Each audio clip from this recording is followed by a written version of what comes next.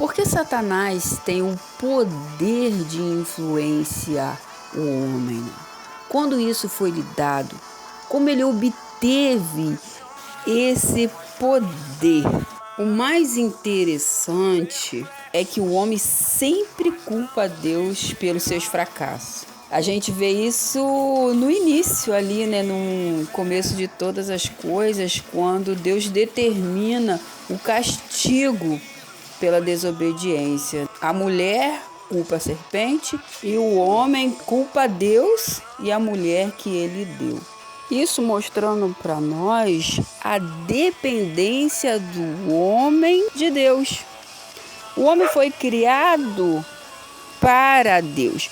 Por isso, essa dificuldade de assumir os seus erros. Fomos criados para viver sobre o senhorio de Deus. Vamos entender isto desde o princípio, no começo, na aliança com Noé, quando Deus diz a sua família e os seus descendentes, depois Abraão, a sua família, os seus descendentes, seria princípios passados, valores, tudo que viveram e foi ensinado para toda a nação, toda a geração depois dos primeiros, separado por Deus, escolhido por Deus, mostrando que o crente, aquele que passa a crer em Cristo, crer em Deus, não deve tomar decisões sem antes consultar a Deus.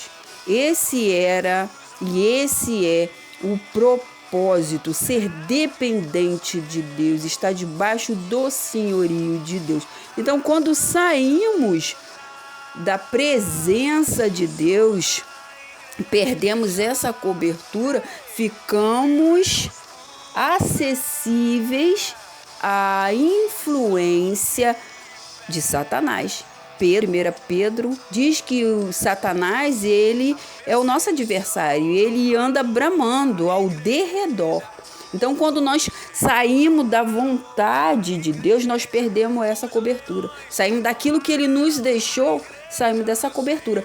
Podemos ver isso em toda a história, desde o princípio, que aqueles que se afastavam do ensinamento a qual Deus havia deixado, se perderam. Vemos isso em Noé, na história de Cã. Vemos isso em Abraão, na história de Ló e outros mais.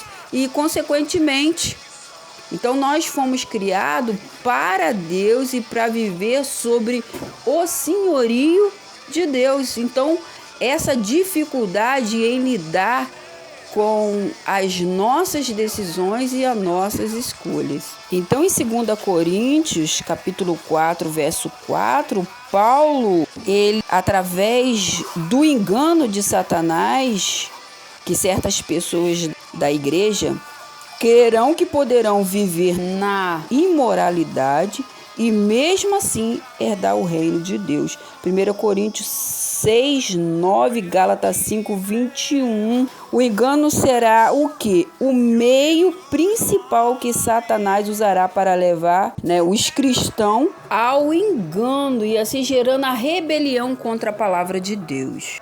Assim, Satanás obteve o poder de influenciar o homem quando o homem decide desobedecer à palavra de Deus e assim perdendo a cobertura espiritual de Deus. 2 Coríntios, capítulo 4, verso 4, Paulo declara que o Deus desse século é Satanás. Ele diz, o príncipe deste mundo é Satanás, que exerce poder sobre boa parte da atividade, a ação deste mundo.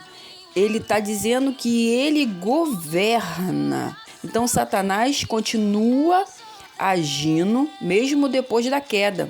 Então, sabemos que esse contexto, Paulo quer deixar claro que aqueles que não se submeter a Jesus Cristo permanecerá sobre o controle de Satanás. Porque Satanás, ele faz o quê? Ele torce, ele cega a verdade, a glória do evangelho. Ele tenta todo o tempo, como ele fez com Eva, tirar a obediência do homem à palavra de Deus. Ele tenta sempre colocar o homem como centro. Tira Deus do centro e coloca o homem. Sabemos que não vem do homem, e sim de Satanás, porque ele